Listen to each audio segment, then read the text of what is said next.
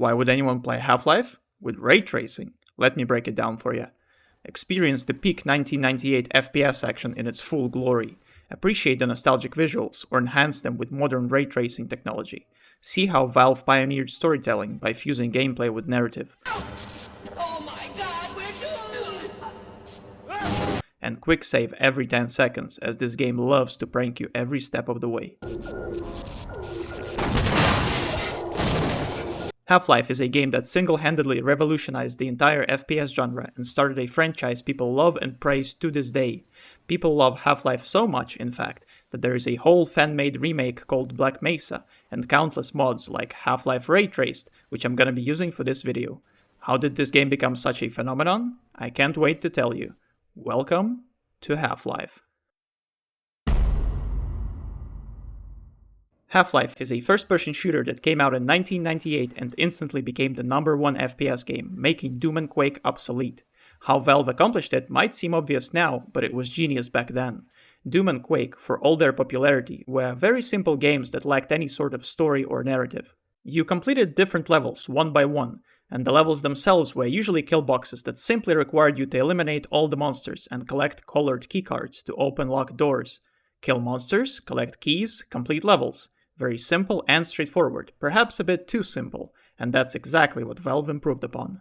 Half-Life changed it all. You were no longer a nameless super soldier. Instead, you are a theoretical physicist running late for work at the Black Mesa research facility. The game world is no longer split into separate levels. It is a continuous experience which only pauses when the game needs to load the next area. You can even go back to previous areas if you want, and in fact you often need to backtrack. There are no more keycards. If a door is locked, you either need to find a way around or figure out how to open it. Not everything is out to kill you anymore. There are friendly scientists and guards who can help you on your journey. It even introduces a moral dilemma when you encounter a friendly guard. Do you keep him around as backup during fights, or do you kill him for extra ammo? It is especially relevant early on when ammo is scarce. Enemies themselves no longer simply charge at you. Every single enemy type has a different AI and tactics. Soldiers communicate, move from cover to cover, and flush you out with grenades. Alien creatures can switch up ranged and melee attacks, flee from combat when wounded, or even hunt each other for food. And the biggest thing, there is now a proper story that is interconnected with gameplay. What that means is there are no info dumps, cutscenes, or notes you have to read. You learn everything by listening to what both friendly and hostile NPCs have to say, by watching the events that unfold before you, and by analyzing your surroundings. Environmental storytelling is very strong here. The game is 25 years old and it shows. The models are a bit rough around the edges, and you can clearly see individual pixels on a lot of textures. Special effects can look very flat, and well, the game does look outdated sometimes. However, the art direction and sound design are very immersive and still hold up today. You get a taste of it immediately via the introductory tram ride across Black Mesa. It looks and feels like a real place, with workstations, test chambers, cafeterias, restrooms, etc., etc. There are a few areas that feel off, but they are rare. Level design visually is extremely impressive.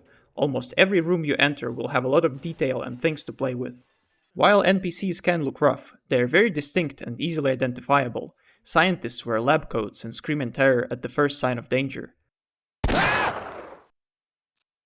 Guards wear blue vests and shiny helmets. Soldiers are covered in gear and constantly communicate via the radio. All the alien types have very different silhouettes and sizes and make distinct sounds.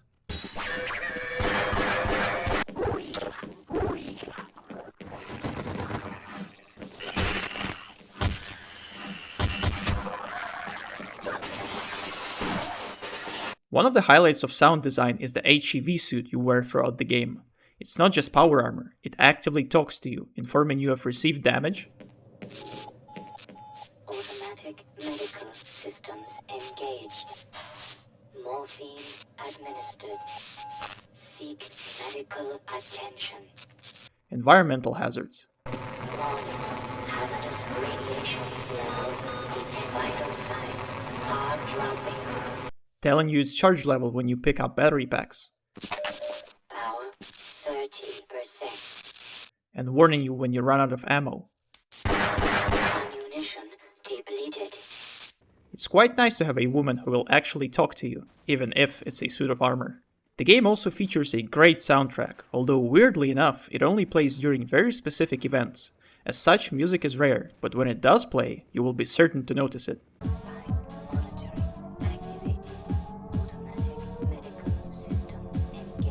Now, let's talk about the ray tracing mod that I'm using for this video. It allows you to make the game look a lot more pleasant and appealing, while keeping the original models and textures unchanged. It simply adds better lighting, shadows, and reflections. The only problem I have with it is the revolver model. It looks bad, like it's made out of the most reflective material in the universe. It also makes chapter names cover the entire screen. Why? I don't know. Aside from that, it's great, and vastly improves the worst looking part of the game, the flat special effects. If you want the authentic Half-Life experience with a bit of modern technology, I highly recommend it. You might say, oh, if you want better graphics, why not just play Black Mesa? No, Black Mesa is not Half-Life. It's a remake that does its own thing and is essentially a completely different game once you get to Zen levels. I might do a video on it one day, but that day is not today. The beauty of Half-Life storytelling is that it accommodates for players who don't give a singular shit about the story, and for players who actually care and want to learn as much as possible. If you don't care, the game never holds you back outside of the intro. It allows you to just kill everything on your way and rush through the levels without a care in the world. You arrive at some stinky lab or something, run around, get the power armor, push some crystal, shit explodes, fun begins. Now the lab is full of monsters. Kill them all, kill the friendlies too. Get more guns, keep shooting everything that moves. Meet the military and pump them full of lead. Meet the tentacles and burn them. Ride a funny tram. Launch a rocket into space or something. Get captured. Escape and reacquire your arsenal. Find a kick-ass science gun. Get to the surface, keep shooting. Blow up an annoying helicopter. Blow up tanks. Get into some secret lab and acquire an even cooler science gun. Jump into a portal and enter the alien world. Keep shooting. Kill a giant headcrab. Meet the final fetus boss and unload the entirety of your arsenal upon him until he explodes. Listen to some cringy G guy while he talks. Walk into a portal. Game over. You know, not bad, 10 out of 10. Now, if you actually pay attention, there's a lot to learn about the world and unfolding events.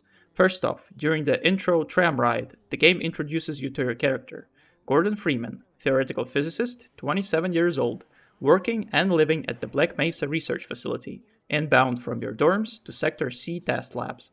If you look around, it quickly becomes clear that Black Mesa is enormous in size and is primarily located underground to conceal it from the public eyes. It is clearly a top-secret high-security facility, although it seems that it has little regard for health safety.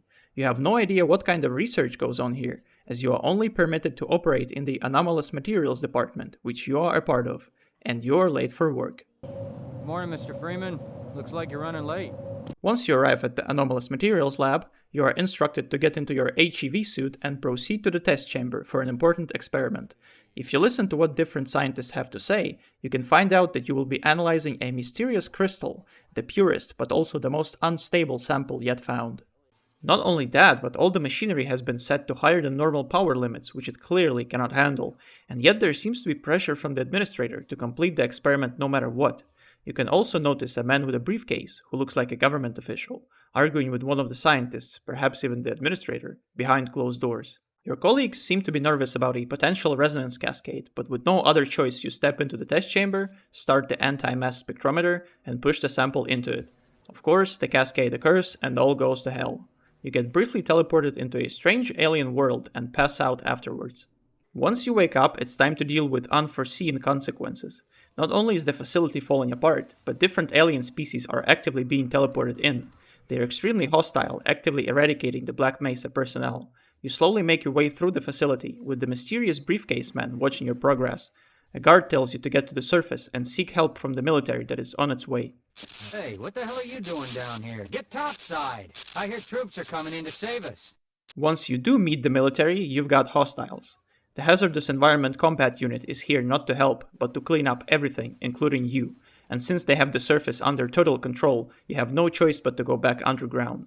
There, a colleague tells you that the only ones who can stop this catastrophe are the science team at the Lambda complex at the other end of Black Mesa.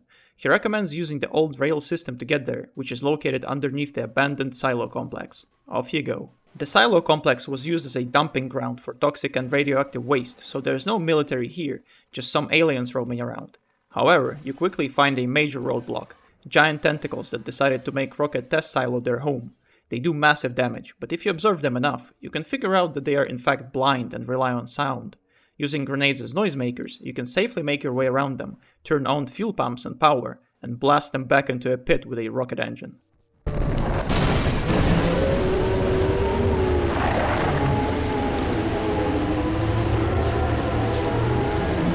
Once you finally get to the rail system, another big problem blocks your way.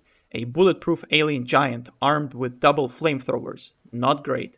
This one can see very well and will chase you relentlessly.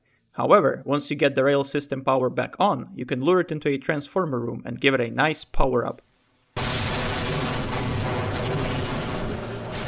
Now, on a rail, you meet a guard who relays a message from the science team. You need to take control of the High Altitude Launch Center, which is overrun by the military, and launch a satellite that will help to stop this catastrophe. And so you navigate the elaborate rail system, fighting the entrenched military and aliens alike, and by eavesdropping on a few soldiers, you learn that you have earned quite a reputation among them. So, who's this guy, Freeman? They say he was at Ground Zero. Science team? You think he was responsible? Sabotage, maybe? Yeah, maybe. All I know for sure is he's been killing my buddies. Oh yeah, he'll pay. He will definitely pay. Nevertheless, you push onwards and take control of the launch center and get the satellite into orbit. With no other way but back down, you stumble upon Black Ops, elite assassins sent to eliminate you. But that's not the only surprise in store for you, as when you attempt to reach a medical station, you get ambushed and captured by two soldiers. Apprehension it is. Where are we taking this Freeman guy? Topside for questioning. What the hell for? We got him. Let's kill him now. And if they find the body? Body? What body? They dump you into a trash compactor, Star Wars style, but you come to your senses and escape, finding yourself in a residue processing plant. Doing epic parkour and dodging machinery, you make your way to a secret part of Black Mesa that sheds some light onto what the scientists have been up to. The ethics of this place are very questionable, as it was clearly built to contain and experiment on aliens, which means Black Mesa was aware of the alien world and was somehow pulling creatures and crystals out of it for research purposes. Here you meet powerful alien grunts and acquire the devastating prototype Tau cannon, with a great sequence to introduce it. What is this thing? Some kind of weapon? Put that down. It's a prototype. Why aren't we using it? It's much too unpredictable. Don't let it overcharge. What do you mean, over?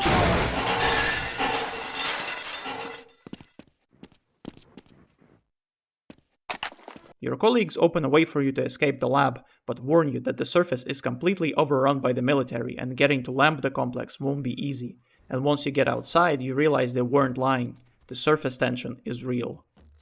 You are met with not only hordes of soldiers, but also minefields, battle tanks, and attack helicopters. Thankfully, you soon find a solution for both mechanical and biological threats: a rocket launcher. The surface quickly turns into a battlefield where the military wages all-out warfare against the overwhelming alien forces. The situation becomes so bad that eventually human forces forget about Freeman and make a decision to pull out of Black Mesa altogether, which means it's now up to you to deal with the alien threat. Once you reach the Lambda core, you can find another devastating energy weapon. Were you in weapons research too? I built the glue-on gun, but I just can't bring myself to use it on a living creature. You don't look as if you have any trouble killing things.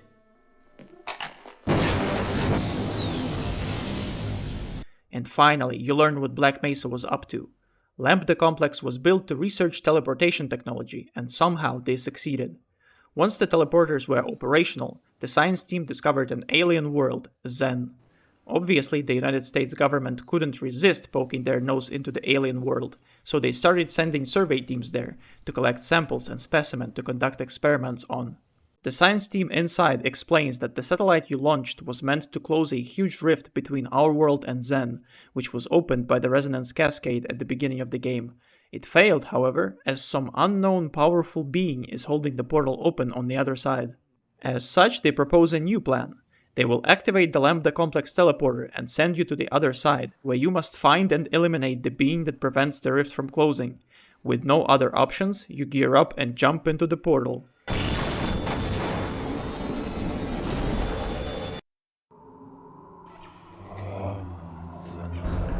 Enter Zen.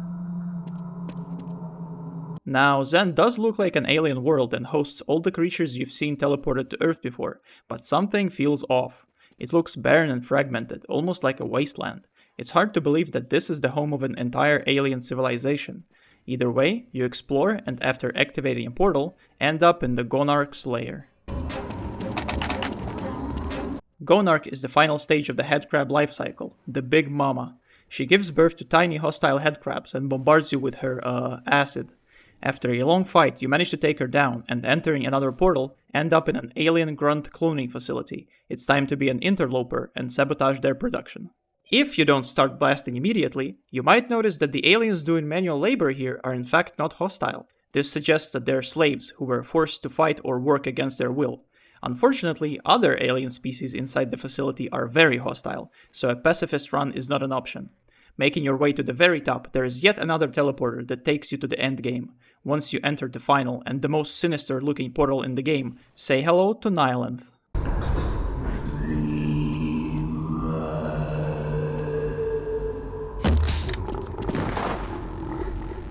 Nylanth is the one you need to kill to stop the invasion of Earth, but it is also the most interesting alien we've seen so far.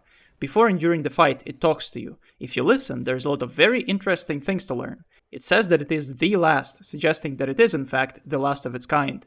Not only that, but it also says it is a slave, which is reinforced by its appearance. There are metallic wristbands on its hands, a big surgical scar on its abdomen, and a massive mechanical device implanted into its lower body. Nylanth also mentions that you are a human, but he is not human, that he will deceive you, and some other pessimistic remarks. Who is that he? Once you finally manage to destroy Nylanth, it's time to meet the man, the G-Man. Gordon Freeman in the flesh. Or rather, in the hazard suit. I took the liberty of relieving you of your weapons. Most of them were government property. As for the suit, I think you've earned it. The border world, Zen, is in our control for the time being, thanks to you. Quite a nasty piece of work you managed over there. I am impressed.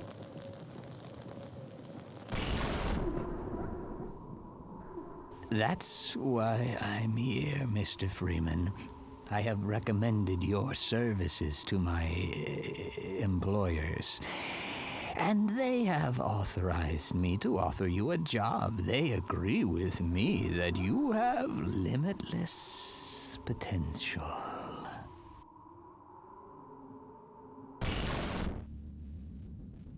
You've proved yourself a decisive man, so I don't expect you'll have any trouble deciding what to do.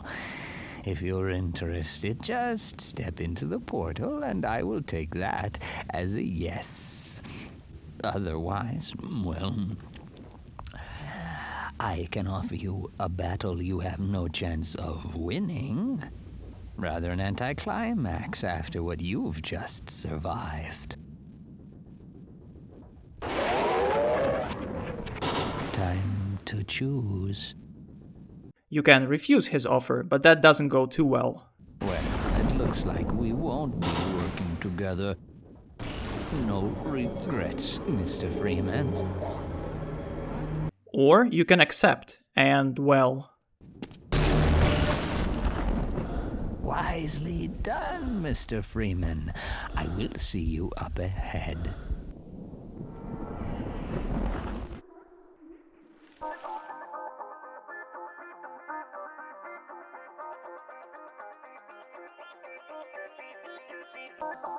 That's Half-Life. His speech more or less confirms what you might have suspected so far.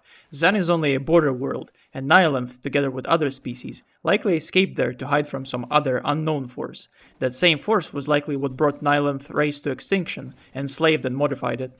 Resonance Cascade was an opportunity for Nylanth to escape to a much better world, Earth, hence why it launched the invasion.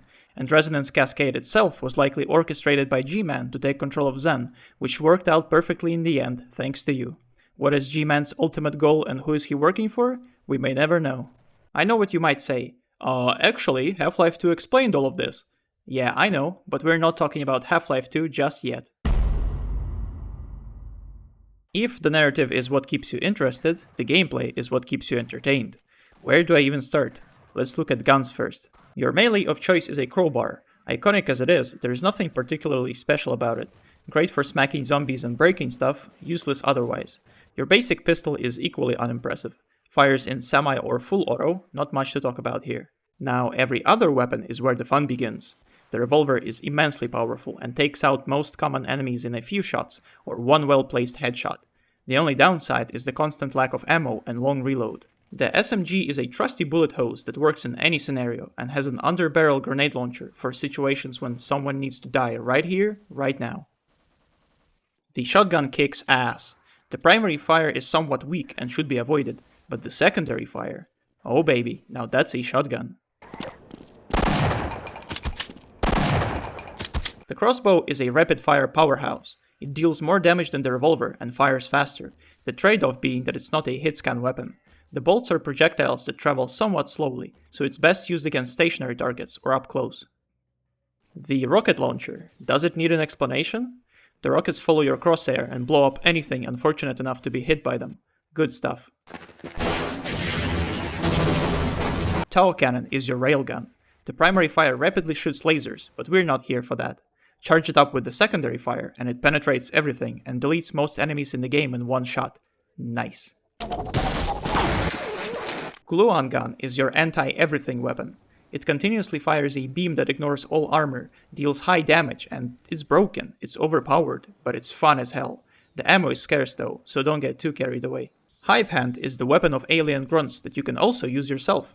The primary attack fires homing bees that chase their targets, while the secondary attack rapidly unloads the entire magazine without the homing capability. It is a fairly weak weapon, but can be useful when you want to save ammo, as it grows its own ammunition over time. Grenades are more of a tool than a weapon. They have a very long fuse time, but can be cooked, which can be awkward to do in the middle of a fight. They are, however, great at dealing with stationary turrets or unaware enemies. Satchel charges are your real grenades. They can be thrown and detonated very quickly and deal very high splash damage, which makes them amazing against both groups and single enemies. Laser trip mines are your mines.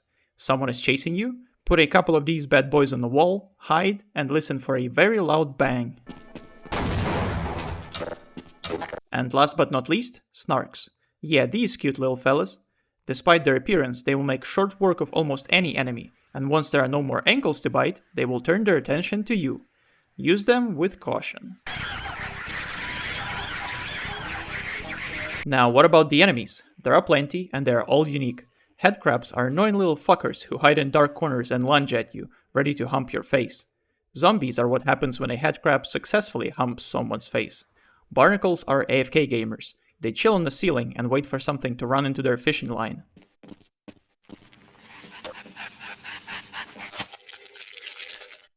Alien slaves are glass cannons. They deliver a hit-scan lightning attack after a short animation, but are very fragile and run away if injured. Hound Eye is a cute little dog that makes funny sounds. Unfortunately, those sounds hurt you. They are fast and hunt in packs, and tragically, you cannot pet them. Bull Squid is a mix of an alligator, a chicken, and a Cthulhu monster. They are fast, tanky, and deal high damage, and possess both melee and ranged attacks. Kill these assholes with extreme prejudice, or distract them with something edible. That works too.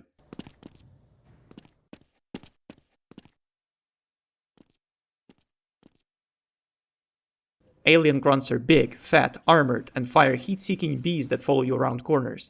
Blast them with everything you got. Gargantuas, I've already covered Gargantuas. Very rare and extremely dangerous, they can only be killed with explosives and energy weapons, although it's usually better to just run away. Alien controllers are flying assholes who keep their distance and bombard you with their energy orbs, whip out your trusty revolver, and pump their huge heads full of 357 Magnum. There's also a very angry fish. Hate those things. On the human side, there are military grunts, and oh boy, they don't pull their punches. They have machine guns, shotguns, grenade launchers, automatic turrets, emplaced guns and rocket launchers, trip mines, tanks, transport aircraft, and attack helicopters. Trust me, they will keep you entertained. Oh, and there's also a separate Black Ops unit that consists of stealthy female assassins. So, we've got all these weapons and enemies, but that's only half of the gameplay.